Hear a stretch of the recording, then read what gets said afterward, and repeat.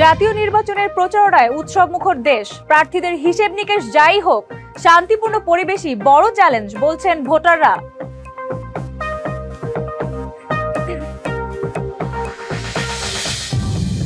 নির্বাচনে সঠিক সিদ্ধান্ত না নিতে পারলে আবারও বিপদে পড়বে দেশ, মন্তব্য মির্জা ফখরুলের। জাতিকে বিভক্তির সুযোগ কাউকে দেয়া হবে না, হুঁশিয়ারি জামায়াত আমিরের।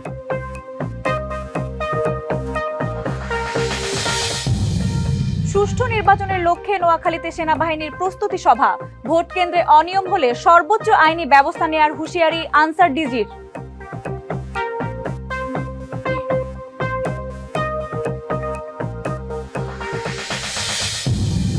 এবং বিএসসি ডিগ্রিধারীদের নিয়োগ সুপারিশ বাতিল দাবিতে ডিপ্লোমা প্রকৌশলীদের সড়ক ও রেলপথ অবরোধ। নবম পে স্কেল বাস্তবায়নের দাবিতে মানববন্ধন।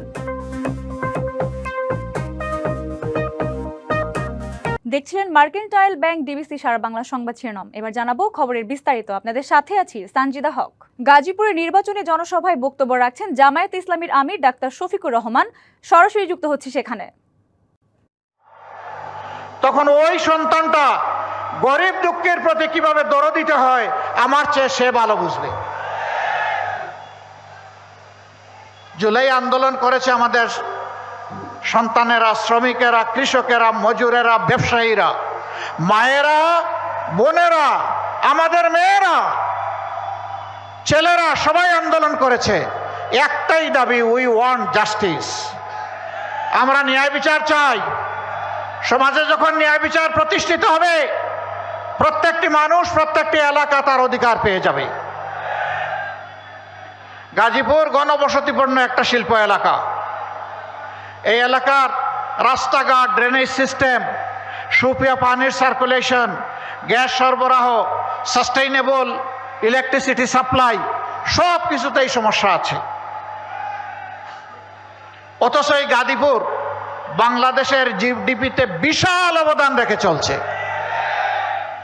যার যেমন অবদান তাকে তেমন মূল্যায়ন করতে হবে, এর নাম ইনসাফ। সবাইকে গলা কেটে সমান করে দেওয়ার নাম ইনসাফ নয়। যার যেটা ন্যায্য পাওনা তার হাতে সেটাই তুলে দিতে হবে ইনশাআল্লাহ। আমাদের এই মানুষগুলো সেদিন কারো কাছে মিছিল করে বলে নাই দে দে চাঁদা দে। এটা কেউ বলেছিল? কেউ মিছিল করে বলেছিল দে দে বেকার ভাতা দে বলেছিল? তাও বলে নাই। কেউ বলেছিল দে দে ফ্যামিলি কার্ড দে বলেছিল? বলে নাই। বলেছে দে দে আমার হাতে কাজ দে, আমি কাজ করে সম্মানের সাথে বাঁচতে চাই। প্রিয় দেশবাসী, যুব সমাজ, আমরা কারো হাতে বেকার ভাতা তুলে দিয়ে অপমানিত করব না। আমরা সুশিক্ষা এবং প্রশিক্ষণ দিয়ে প্রত্যেকটি তরুণ তরুণী, যুবক যুবতীর হাতকে, সক্ষম মানুষের হাতকে আমরা দেশ গড়ার কারিগরের হাত বানাবো ইনশাআল্লাহ। কাজ তুলে দিয়ে বলবো এইটাই বাংলাদেশ, যা চেয়েছিলে এইটা তোমাদের দাবি, এবার দুই হাতকে বাংলাদেশকে গড়ে দাও। যুব সমাজ তৈরি হয়ে যাও, আমরা এই দেশটাই তোমাদের হাতে তুলে দিতে চাই। বাংলাদেশ নামের যে উড়োজাহাজ, এইটার ককপিটে বসিয়ে দিব যুব সমাজকে। গাজীপুরে নির্বাচনী জনসভায় বক্তব্য রাখছিলেন জামায়াতে আমির ডাক্তার শফিকুর রহমান। সরাসরি যুক্ত ছিলাম সেখানে। ত্রয়োদশ জাতীয় সংসদ নির্বাচনের বাকি আর 9 দিন। ভোটের প্রচারণায় উৎসব মুখর দেশ। ভোটের দিনক্ষণ যত ঘনিয়ে আসছে ততই বাড়ছে প্রার্থীদের ব্যস্ততা। বিরামহীন ছুটছেন ভোটারদের দাঁড়ে দাঁড়ে, দিচ্ছেন নানা প্রতিশ্রুতি। ভোটের প্রচারে করা হচ্ছে অভিযোগ আর পাল্টা অভিযোগও। অভিযোগ পাল্টা অভিযোগ, আইনি পদক্ষেপ আর প্রতিশ্রুতি নিয়ে নির্বাচন ঘিরে প্রচারণায় উৎসবমুখর পরিবেশ বিরাজ করছে। নির্বাচনে জয় পেতে দিনরাত ছুটে বেড়াচ্ছেন ঢাকার বাইরের প্রার্থীরাও। গোপালগঞ্জ 2 আসনটি দখলে মরিয়া বিএনপি, জামায়াত, ইসলামী আন্দোলন সহ স্বতন্ত্র প্রার্থীরা। ভোটাররা বেছে নিতে চান যোগ্য প্রার্থীকে। সাধারণ মানুষদের বিপদ আপদে তাদের পাশে দাঁড়াই, সর্বোচ্চ চেষ্টা করে আমি তাদের সমস্যার সমাধান করার চেষ্টা করি। 15টি ওয়ার্ডে আমরা যাচ্ছি এবং গেছি, ব্যাপক সাড়া পেয়েছি আমরা। ন্যায়ভিত্তিক সমাজ ও দুর্নীতিমুক্ত দেশ গড়তে জামায়াতে ইসলামীর বিকল্প নেই বলে জানান বাগেরহাট 2 আসনের প্রার্থী শেখ মঞ্জুরুল হক রাহাত। মানুষের কাছে যাওয়া, পথসভা করা, জনসভায় বক্তব্য রাখা, মানুষের অনুভূতির সঙ্গে শেয়ার করা, এভাবে আমরা প্রচারণা অব্যাহত রাখছি। এদিকে ঠাকুরগাঁও 1 আসনে নিজের নির্বাচনী এলাকায় জনসভা করেন বিএনপি মহাসচিব মির্জা ফখরুল ইসলাম আলমগীর। বলেন, একটি গোষ্ঠী ধর্মকে ব্যবহার করে সাধারণ মানুষকে বিভ্রান্ত করার চেষ্টা করছে। সতর্ক করেন ভোটারদের। এখানে ধর্মকে ব্যবহার করে মানুষকে বিভ্রান্ত করার চেষ্টা করা হচ্ছে।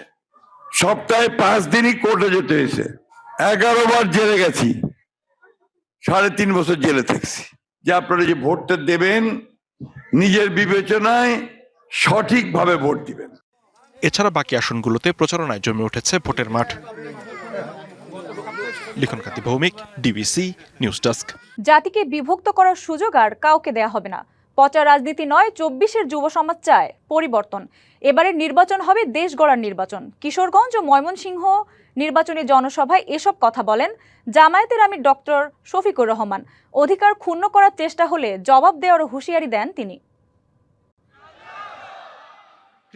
সারা দেশে নির্বাচনী প্রচারণার অংশ হিসেবে মঙ্গলবার ময়মনসিংহের জনসভায় যোগ দিয়ে জামায়াতের আমির ডাক্তার শফিকুর রহমান তুলে ধরেন নিজেদের নানা পরিকল্পনা। তিনি বলেন, একটা ইনসাফের বাংলাদেশ গড়ে তুলতে চায় জামায়াত। অর্থ পাচারকারীদের শুধু সম্পদ নয়, তাদের দেশে ফিরিয়ে এনে বিচার করা হবে। এই যে চুরেরা চুরি করে বাংলাদেশ থেকে 28 লক্ষ কোটি টাকা বিদেশে পাচার করেছে, আল্লাহ যেন তৌফিক দেন ওদের পেটের ভিতরে হাত ঢুকিয়ে সেই টাকা যেন নিয়ে আসতে পারি। ওই বাজেট আমরা ফিরিয়ে আনার জন্য জান প্রাণ দিয়ে চেষ্টা করবো ইনশাআল্লাহ। তিনি বলেন, ক্ষমতায় গেলে সবার আগে নারীদের সম্মান প্রতিষ্ঠায় কাজ শুরু করবে জামায়াত। রাষ্ট্র গঠনে সমান সুযোগ দেয়া হবে নারী পুরুষকে। 11 দল বিশেষ করে জামাতে ইসলামী যদি দেশ চালনায় আসে তাহলে আমরা নিরাপদ থাকব, জীবন দিব, কিন্তু মায়ের সম্মানে টান দিতে কাউকে দেব না। এর আগে সকালে কিশোরগঞ্জের কটিয়াদি সরকারি কলেজ মাঠে নির্বাচনী জনসভায় অংশ নেন জামায়াতের আমির। বলেন, চোরাই পথে আর কোনো নির্বাচন হতে দেয়া হবে না। যে কোনো ভাবে আমাকে জিততে হবে এই ধারণা থেকে বের হয়ে আসেন। আমার ভোট আমি দিব, তোমারটাও আমি দিব, এই দিন শেষ। আমরা প্রশাসনকে বলবো, আপনারা দক্ষতা এবং নিরপেক্ষতার সাথে, সততা এবং সাহসিকতার সাথে আপনারা দায়িত্ব পালন করবেন নির্বাচনকে সামনে রেখে। এক্স অ্যাকাউন্ট হ্যাক করে একটি দল ব্যবসা করার চেষ্টা করছে। জামায়াত প্রশাসনের আনুকূল্য চায় না, তবে অধিকার ক্ষুণ্ণ করার চেষ্টা করলে কঠোর জবাব দেওয়া হবে বলে হুঁশিয়ারি দেন ডাক্তার শফিকুর রহমান।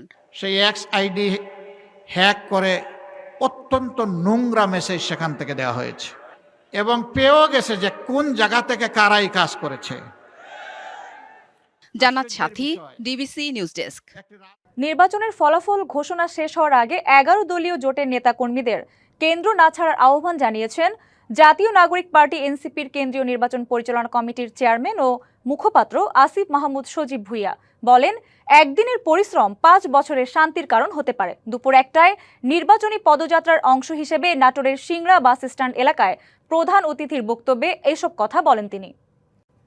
যদি আমরা ঐক্যবদ্ধ হয়ে কাজ না করি তাহলে 12 ফেব্রুয়ারির পর ওই চাঁদাবাজ, ওই লুটেরারা আমাদের অনৈক্যের সুযোগ নিয়ে যদি নির্বাচিত হয়ে আসতে পারে তাহলে আগামী 5 বছর কেউ শান্তিতে বসবাস করতে পারবেন না। নির্বাচনী জনসভায় যোগ দিতে কাল বরিশাল ও ফরিদপুরে যাচ্ছেন বিএনপি চেয়ারম্যান তারেক রহমান। আকাশপথে ঢাকা থেকে বেলা 11টায় বরিশালে যাবেন তিনি। 12টায় বেলস পার্ক মাঠে নির্বাচনী জনসভায় বক্তব্য রাখবেন। দুপুর 1টায় বরিশাল থেকে ফরিদপুরের উদ্দেশ্যে রওনা দেবেন বিএনপি চেয়ারম্যান। যোগ দেবেন রাজেন্দ্র কলেজ মাঠে জনসভায়। এরপর আকাশপথেই ঢাকায় ফিরবেন তারেক রহমান। মঙ্গলবার রাজধানীর গুলশানে ব্রিফিংয়ে এসব তথ্য জানান বিএনপির নির্বাচন পরিচালনা কমিটির মুখপাত্র মাহাদি আমিন। 6 ফেব্রুয়ারি বিএনপির নির্বাচনী ইশতেহার ঘোষণা হতে পারে বলেও জানান তিনি। আমাদের নেতা জনাব তারেক রহমান আগামীকাল তার নির্বাচনী সফরের অংশ হিসাবে বরিশাল ও ফরিদপুরে যাচ্ছেন। আগামীকাল 4 জানুয়ারি সকাল 11টায় আকাশপথে ঢাকা থেকে তিনি বরিশালে যাবেন। বরিশালে পৌঁছে দুপুর 12টায় বেলস পার্ক মাঠে নির্বাচনী জনসভায় অংশগ্রহণ করবেন। ত্রয়োদশ জাতীয় সংসদ নির্বাচন ও গণভোট সামনে রেখে নোয়াখালীতে আইন শৃঙ্খলা ও নিরাপত্তা প্রস্তুতি জোরদারে মত বিনিময় সভা করেছে বাংলাদেশ সেনাবাহিনী। দুপুরে জেলা প্রশাসকের কার্যালয়ে এই সভা হয়। সভায় নির্বাচনকালীন সার্বিক নিরাপত্তা, আইন শৃঙ্খলা পরিস্থিতি ও আন্তঃবাহিনী সমন্বয় নিয়ে আলোচনা হয়। সভায় প্রধান অতিথি ছিলেন জিওসি 33 পদাতিক ডিভিশন ও area commander Comilla area major general Mohammad Nazimuddaula. সুষ্ঠু ও অবাধ নিরপেক্ষ নির্বাচন নিশ্চিত করতে সব পক্ষকে পেশাদারিত্বের সঙ্গে দায়িত্ব পালনের আহ্বান জানান জিওসি। পরে নোয়াখালী স্টেডিয়ামে সেনা সদস্যদের উদ্দেশ্যে দিক নির্দেশনামূলক বক্তব্য দেন তিনি। ভোট কেন্দ্রে কেউ অনিয়ম করলে তার বিরুদ্ধে সর্বোচ্চ আইনি ব্যবস্থা নেওয়ার হুঁশিয়ারি দিয়েছেন আনসার মহাপরিচালক মেজর জেনারেল আব্দুল মোতালেব সাজ্জাদ মাহমুদ। সকালে খুলনা জেলা স্টেডিয়ামে আনসার ও গ্রাম প্রতিরক্ষা বাহিনীর নির্বাচনী প্রস্তুতিমূলক সমাবেশে তিনি বলেন, রাজনৈতিক প্রভুদের কোনো কথা শোনা হবে না, নিরপেক্ষভাবে কাজ করবে আনসার ভিডিপি। সমন্বিত নিরাপত্তা ব্যবস্থার কারণে ভোট কেন্দ্রে কোনো ধরনের বিশৃঙ্খলা হবে না। সমাবেশে খুলনার 840টি ভোট কেন্দ্রের জন্য দায়িত্বপ্রাপ্ত প্রায় 11,000 আনসার ও গ্রাম প্রতিরক্ষা বাহিনীর সদস্যরা উপস্থিত ছিলেন। জাতীয় নির্বাচন সামনে রেখে ঝিনাইদহ বীরশ্রেষ্ঠ হামিদুর রহমান স্টেডিয়ামে প্রস্তুতিমূলক সমাবেশের আয়োজন করে জেলা আনসার ভিডিপি। এতে জেলার 588টি ভোট কেন্দ্রের দায়িত্বে থাকা 7,644 জন আনসার সদস্য অংশ নেন। সমাবেশে নির্বাচনের শান্তি শৃঙ্খলা রক্ষা ও ভোট গ্রহণ নির্বিঘ্ন করতে আনসার সদস্যদের করণীয় বিষয়ে দিক নির্দেশনা দেওয়া হয়। উপসহকারী প্রকৌশলী পদে বিএসসি ডিগ্রিধারীদের নিয়োগের সুপারিশ বাতিলের দাবিতে গাজীপুরে রেলপথ ও আঞ্চলিক সড়ক অবরোধ 4 ঘণ্টা পর প্রত্যাহার করেছেন ডিপ্লোমা প্রকৌশলী ও শিক্ষার্থীরা। একই দাবিতে নরসিংদীতে ঢাকা সিলেট মহাসড়ক অবরোধ 3 ঘণ্টা পর জেলা প্রশাসকের আশ্বাসে প্রত্যাহার করেছেন কারিগরি শিক্ষার্থীরা। পূর্ব ঘোষিত কর্মসূচির অংশ হিসেবে সকাল 10:30টার দিকে গাজীপুরের শিমুলতলী থেকে বিক্ষোভ মিছিল বের হয়। মিছিলটি ভুরুলিয়া এলাকায় জড়ো হয়ে ঢাকা রাজশাহী রেলপথে অবস্থান নেয়। দ্রুত এই সুপারিশ বাতিল সহ ডিপ্লোমা প্রকৌশলীদের দাবি মেনে নেওয়ার আহ্বান জানানো হয়। এদিকে রেলপথ অবরোধ করায় ওই রুটে ট্রেন চলাচল বন্ধ হয়ে যায়। দুর্ভোগে পড়েন যাত্রীরা, বিঘ্নিত হয় ট্রেনের শিডিউল। একই দাবিতে নরসিংদীতে পুলিশ লাইন এলাকার ঢাকা সিলেট মহাসড়ক অবরোধ 3 ঘণ্টা পর জেলা প্রশাসকের আশ্বাসে প্রত্যাহার করেছেন কারিগরি শিক্ষার্থীরা। সকাল 11টা থেকে নরসিংদী সরকারি পলিটেকনিক ইনস্টিটিউটের শিক্ষার্থী সহ বেসরকারি সকল ইনস্টিটিউটের শিক্ষার্থীরা এই অবরোধ করে। এ সময় মহাসড়কের 2 পাশে যান চলাচল বন্ধ হয়ে যায়। দুর্ভোগে পড়েন সাধারণ যাত্রীরা। বিক্ষোভ হয়েছে কুষ্টিয়া ও বগুড়ায়।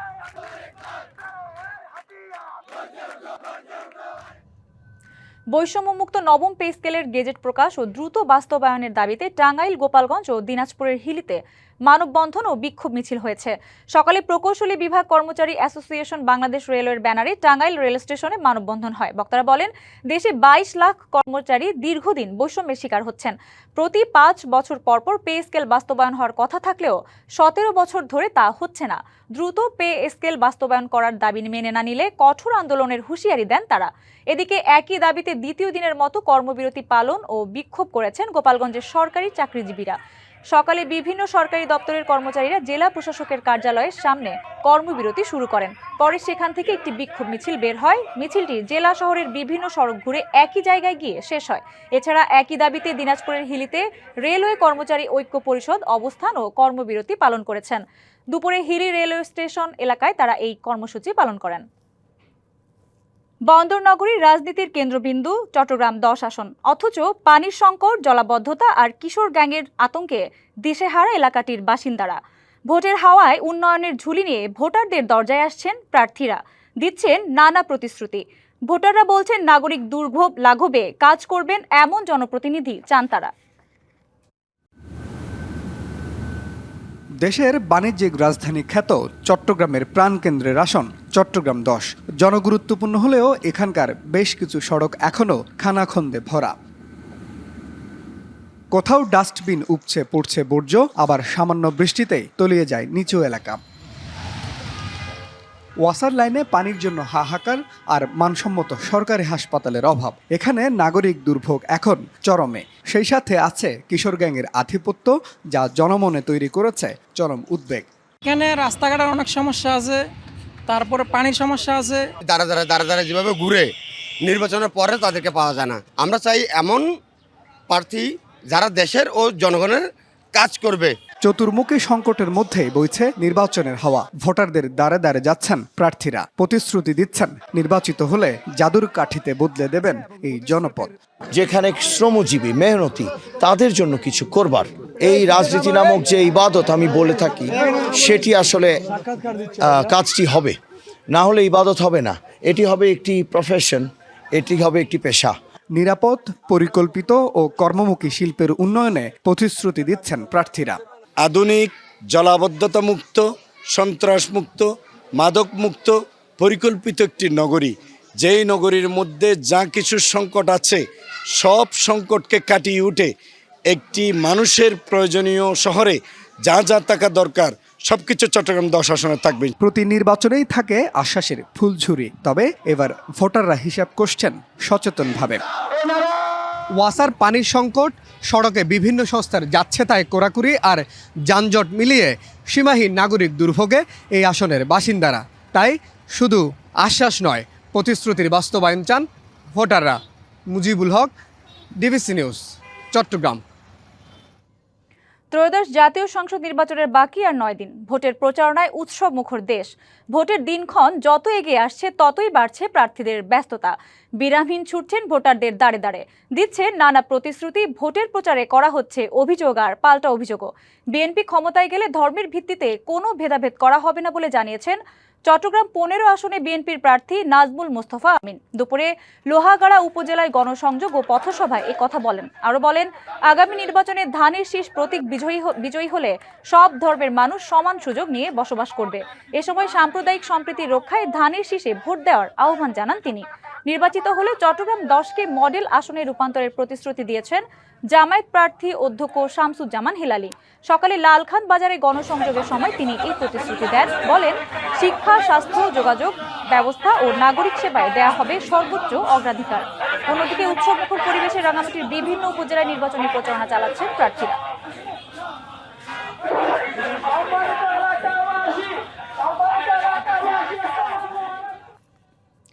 যারা দেশের স্বাধীনতার বিরোধিতা করেছিল তারাই আজকে নতুন করে মুক্তিযুদ্ধের ইতিহাস বর্ণনা শুরু করেছে। সকালে চকরিয়ায় নির্বাচনী পথসভায় এসব কথা বলেন কক্সবাজার 1 আসনের বিএনপি প্রার্থী সালাউদ্দিন আহমদ। আরও বলেন, একজন মুক্তিযোদ্ধাকে জোটে নিয়ে স্বাধীনতার ঘোষক বানিয়ে প্রলাপ বকছে জামায়াতে ইসলামী, যা জাতির সঙ্গে স্পষ্ট প্রতারণা ও ইতিহাস বিকৃতির অপচেষ্টা। 71-এ স্বাধীনতার বিরোধিতা করে আজ মুক্তিযোদ্ধার দল হিসেবে প্রতিষ্ঠিত হতে চায় দলটি। দেশপ্রেমিক জনগণ ও স্বাধীনতার পক্ষের শক্তি জামায়াতের ইতিহাস বিকৃতির প্রতিবাদ জানাবে বলেও জানান সালাউদ্দিন আহমদ।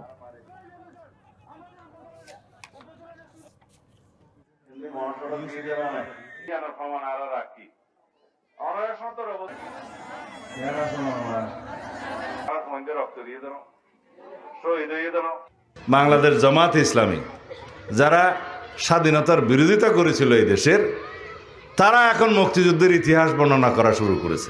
তারা বাংলাদেশের স্বাধীনতার ইতিহাসকে বিকৃতি করবে, এটাই স্বাভাবিক। বাংলাদেশের মানুষ জানে আজকে তারা যে নবরূপে নিজেদেরকে মুক্তিযোদ্ধার দল হিসেবে প্রতিষ্ঠা করতে চায়, সেটা একটা প্রতারণা। সংসদ নির্বাচনকে কেন্দ্র করে কক্সবাজার অঞ্চলের সার্বিক আইন শৃঙ্খলা পরিস্থিতি স্বাভাবিক রাখতে আইন শৃঙ্খলা বাহিনীর সমন্বয়ে নিয়মিত টহলের পাশাপাশি যৌথ অভিযান পরিচালিত হচ্ছে। এতে গত 1 মাসে পরিচালিত 61টি যৌথ অভিযানে 80 জন অপরাধীকে গ্রেপ্তার এবং বেশ কিছু পরিমাণ অস্ত্র, গুলি, মাদক, জাল টাকার নোট ও বিভিন্ন ধরনের সরঞ্জাম উদ্ধার করা হয়েছে। দুপুরে সেনাবাহিনীর রামু 10 পদাতিক ডিভিশন আয়োজিত এক সংবাদ সম্মেলনে এসব তথ্য জানানো হয়েছে। সেনাবাহিনী 10 পদাতিক ডিভিশনের লেফটেন্যান্ট কর্নেল ফাইয়াজ মোহাম্মদ আকবর জানান, গ্রেপ্তার হওয়াদের মধ্যে চিহ্নিত শীর্ষ সন্ত্রাসী, মাদক ব্যবসায়ী, মাদকাসক্ত, ডাকাত সদস্য, কিশোর গ্যাং, চোরাকারবারি, বিভিন্ন মামলার আসামি রয়েছে। নির্বাচন সুষ্ঠু ও নির্বিঘ্নে শেষ করতে সব প্রস্তুতি নিয়েছে বর্ডার গার্ড বাংলাদেশ খাগড়াছড়ির গুইমারা সেক্টর। দুপুরে গুইমারা সেক্টর সদর দপ্তরের sector commander colonel Mizanur Rahman বলেন, গুইমারা সেক্টরের 3টি সংসদীয় আসনের 344টি ভোট কেন্দ্রের জন্য 28 প্লাটুন বিজিবি সদস্য মোতায়েন করা হয়েছে। নির্বাচনী এলাকায় প্রস্তুত আছে বিজিবির বিশেষায়িত ডগ স্কোয়াড। জরুরি অবস্থায় থাকবে র্যাপিড অ্যাকশন টিম ও বিশেষায়িত হেলিকপ্টার। টানা 4 দিনের কর্মসূচিতে অচল হয়ে পড়েছে চট্টগ্রাম বন্দর। মঙ্গলবার থেকে শুরু হওয়া 24 ঘন্টার কর্মবিরতিতে বিভিন্ন জেটিতে জাহাজ থেকে কন্টেইনার ও খোলা পণ্য ওঠানো নামানো সহ সব ধরনের কাজ বন্ধ আছে। এরই মধ্যেই অনির্দিষ্টকাল কর্মবিরতির ডাক দিয়েছে বন্দর রক্ষা সংগ্রাম পরিষদ। এদিকে আন্দোলনরত কর্মচারীদের বদলিও করা হচ্ছে অন্য জায়গায়। সোমবারও আন্দোলনরত 15 কর্মচারীকে নতুন করে মোংলা ও পায়রা বন্দরে বদলি করা হয়েছে। মঙ্গলবার সকাল 8টা থেকে চট্টগ্রাম বন্দরে শুরু হয়েছে টানা 24 ঘন্টার কর্মবিরতি। বন্দর রক্ষা সংগ্রাম পরিষদের ডাকা এই কর্মবিরতির কারণে কার্যত বন্ধ রয়েছে সকল কার্যক্রম। সকাল থেকে পণ্য পরিবহনে কোনো ধরনের যানবাহন ভেতরে প্রবেশ করেনি। বন্দরের শ্রমিক কর্মচারীদের এই কর্মবিরতির চলার কথা রয়েছে বুধবার সকাল 8টা পর্যন্ত।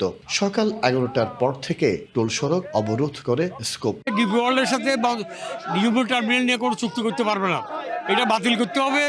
এবং এই আন্দোলনে বন্দরের ডগের এবং মার্সেল লেসিং আনলেসিং সবাই যারা আন্দোলনে আছে তাদের বিরুদ্ধে হয়রানিমূলক বদলি এবং তাদেরকে হয়রানি করতেছে, এগুলো বাতিল করতে হবে। আমাদের পিঠ দেওয়ালে ঠেকে গেছে। সরকার এই দেশের স্বার্থ বিকিয়ে দিয়ে একটা বিদেশি ভাড়াটে লোক দিয়ে বিদেশি নাগরিকেরা তারা এই বন্দরকে বিদেশিদের হাতে তুলে দেওয়ার অ্যাসাইনমেন্ট নিয়ে আসছে তারা। এদিকে টানা 4 দিনের কর্মসূচির কারণে স্থবির হয়ে পড়েছে আমদানি রপ্তানি বাণিজ্য। আমাদের রপ্তানির ক্ষেত্রে অনেক রপ্তানিকারক সঠিক সময়ে রপ্তানিকৃত পণ্য বিদেশে পাঠাতে যেমন পারছে না, সাথে সাথে আগামী 15 দিন পরে যে পবিত্র রমজান শুরু হবে, নিত্য প্রয়োজনীয় পণ্যের বাজারে একটা সংকট সৃষ্টি হওয়ারও এখানে সম্ভাবনা আছে।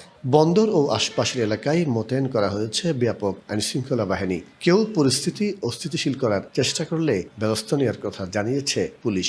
এই এলাকায় বন্দর এবং তার আশেপাশের সামনের এলাকায় যদি কেউ এই সমস্ত কিছু করে তাহলে আমরা সেটাকে অপরাধ হিসেবে গণ্য করব এবং আমরা তাদের বিরুদ্ধে আইনগত ব্যবস্থা নেব। New mooring container terminal NCT আরব আমিরাত ভিত্তিক প্রতিষ্ঠান ডিপি ওয়ার্ল্ডকে ইজারা দেওয়ার সিদ্ধান্তের প্রতিবাদে চট্টগ্রাম বন্দরের শ্রমিক কর্মচারীদের ডাকে এই কর্মবিরতি চলছে। মাসুদুল হক, ডিবিসি নিউজ, চট্টগ্রাম। চট্টগ্রাম বন্দর অচল করে দেওয়ার পরিকল্পনা ছিল গেল বছর ফাঁস হওয়া হোয়াটসঅ্যাপে একটি গোপন গ্রুপের কথোপকথনে। চক্রান্তে জড়িতদের বিরুদ্ধে কোনো ব্যবস্থাই নেয়নি বন্দর কর্তৃপক্ষ। সংশ্লিষ্টরা বলছেন, আইনগত ব্যবস্থা নেওয়া হলে দেশের অর্থনীতির লাইফলাইন চট্টগ্রাম বন্দর অচল হতো না।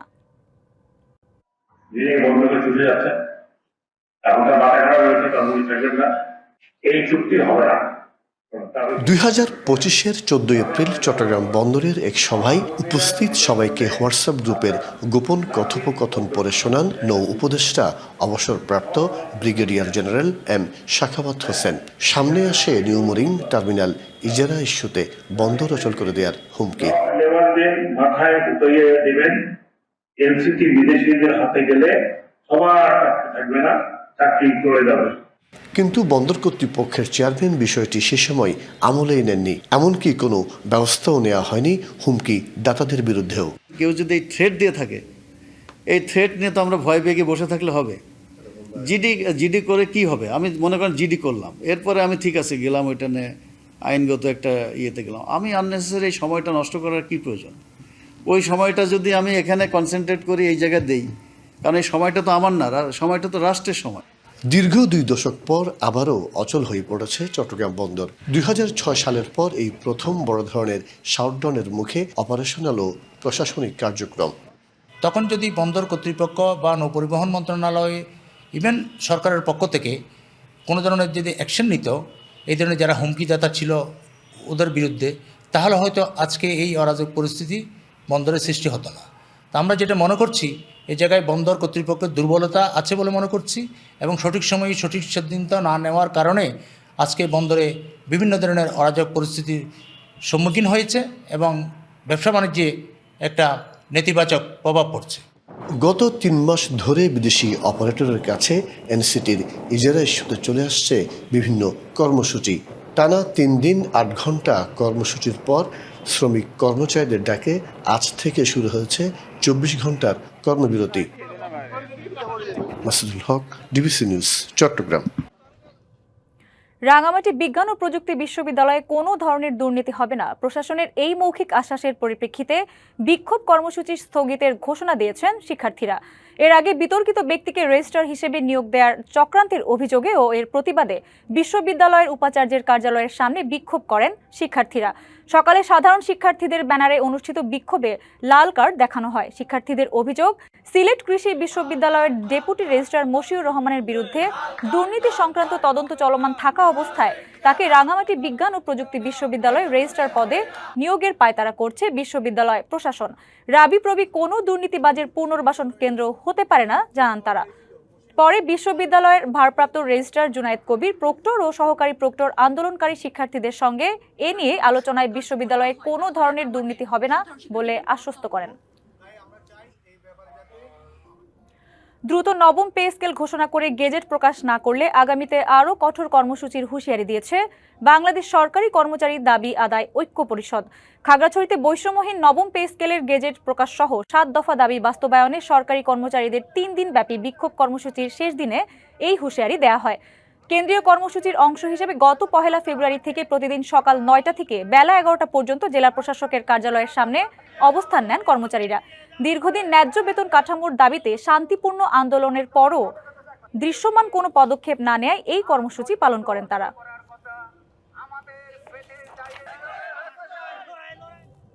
এদিকে নবম পে স্কেলের গেজেট প্রকাশের দাবিতে বাংলাদেশ পেট্রোলিয়াম কর্পোরেশন কর্মচারী ইউনিয়নের উদ্যোগে অবস্থান ও বিক্ষোভ কর্মসূচি হয়েছে। সকালে চট্টগ্রামে বিপিসির প্রধান কার্যালয়ের সামনে কর্পোরেশনের সর্বস্তরের কর্মচারীরা এই কর্মসূচিতে অংশ নেন। এ সময় দ্রুত পে স্কেল বাস্তবায়নের দাবিতে আন্দোলনরত সরকারি চাকরিজীবীদের সংগঠনের সাথে একাত্মতা ঘোষণা করে বিপিসি কর্মচারী ইউনিয়ন আগামী 5 ফেব্রুয়ারির মধ্যে পে স্কেলের গেজেট প্রকাশ করা না হলে দেশের অন্যতম প্রধান জ্বালানি সেক্টরে অস্থিতিশীল পরিবেশ সৃষ্টি হতে পারে বলে হুঁশিয়ারি দেওয়া হয়। চট্টগ্রামে নির্বাচনী প্রচারণায় ব্যতিক্রমী মাত্রা যোগ করেছে ন্যাশনালিস্ট ভলেন্টিয়ার্স ফর বাংলাদেশ। সংগঠনটি নগরীর সাবেক ছাত্রদল নেতাদের সমন্বয়ে গঠিত। সাধারণ ভোটারদের সরাসরি সম্পৃক্ত করতে বন্দর নগরীতে ডিজিটাল স্ক্রিন ও বিশেষ প্রচারণা ট্রাক নামিয়েছে সংগঠনটি। এই উদ্যোগ প্রথাগত প্রচারণার বাইরে গিয়ে সাধারণ মানুষের আরও কাছাকাছি পৌঁছানোর নতুন সুযোগ তৈরি হবে মনে করছেন আয়োজকরা। সোমবার রাতে বর্ণাঢ্য এই রোড শোর উদ্বোধন করেন চট্টগ্রাম 11 আসনের বিএনপি প্রার্থী আমির খসরু মাহমুদ চৌধুরী। এই ছিল এখনকার মতো। ডিবিসি নিউজের সংবাদগুলো পড়তে ভিজিট করুন dbcnews.tv আর ভিজিট করুন ডিবিসির ফেসবুক পেজ এবং ইউটিউব চ্যানেল। ডিবিসির সঙ্গেই থাকুন।